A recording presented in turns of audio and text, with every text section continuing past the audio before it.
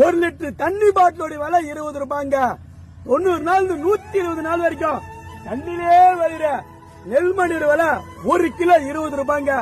ஒரு சோப்பு கம்பெனிக்கார சோப்பை தயாரிக்கிறான், அதோட விலைய அவன் நியமிக்கிறான். ஒரு கூல்ட்ரிங்க்ஸ் கம்பெனிக்கார கூல்ட்ரிங்க்ஸ் தயாரிக்கிறான், அதோட விலைய அவன் நியமிக்கிறான். ஒரு சட்டை தயாரிக்கிற நிறுவனம் கூட அந்த சட்டோட விலை அவங்க தான் நியமிக்கிறாங்க.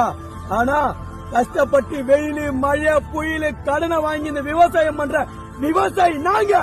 ஆனா நாங்க விளையாச்ச பொருளுக்கு எங்களால விலைய நியமிக்க முடியும்னு நினைக்க சொல்ல மனசுல அவ்வளவு பெரிய வேதனை இருக்குதுங்க. எங்க இதே நிலைமை போச்சுன்னா இங்க விவசாயம் இல்லாம போவோம், நீங்க சாப்பிட உணவும் இல்லாம போவோம். ஞாபகத்துல வச்சுக்கோங்க. இல்ல அவர் ஏமாளியாகவே ஒரு விவசாயி இருப்பதற்கு என்ன காரணம்? இந்த சமூகம் காரணம், நீங்க காரணம். ஏன் ஜல்லிக்கட்டு தான் போராடிக்கல? விவசாயிகளுக்கு நியாயமான விலை கூடியா விவசாய சங்கம் போராடும், அவன் செத்து போயிடுவான். அடுத்த தலைமுறைக்கு போராடாங்க ஆள் இல்ல. அவனையே காவேரிக்கு போராடுவான், விலைக்கு போராடுவான், எல்லாத்துக்கும் போராடுவான். அப்ப நீங்களா என்ன வேடிக்கை பாத்தீங்களா? ஆனா பொங்கல் மட்டும் கொண்டாட்டம். அது பொங்கல் பரிசு வேற திரைப்படம். இது பொங்கல் பரிசா தரோம் எங்களுக்கு இந்த ரசிகர்களுக்கு பொறுத்தவங்க. அதுல அப்ப நிகழ்ச்சிகள் விதவிதமான நிகழ்ச்சிகள் எல்லாரும் பணம் பண்ணிட்டு இருக்கான். விவசாய பேரை வச்சுக்கிட்டு நல்லா புரிஞ்சுக்க. விவசாயியோட அழுகையில நீங்க பொங்கல் கொண்டாடிட்டு இருக்கீங்க.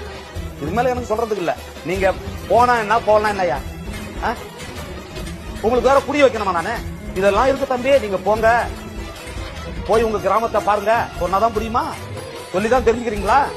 போய் பாருங்க உலக நாடுகள் என்ன நடக்குதுன்னு. நீங்க என்னைக்கு போய் இந்த உழவு தொழிலை லாபம் உள்ள தொழிலாக மாற்றி அந்த விவசாயத்தை கையில எடுக்கிறீங்களோ அதன் பிறகு கொண்டாடி பாருங்க அந்த பொங்கல் எவ்வளவு இருக்குது.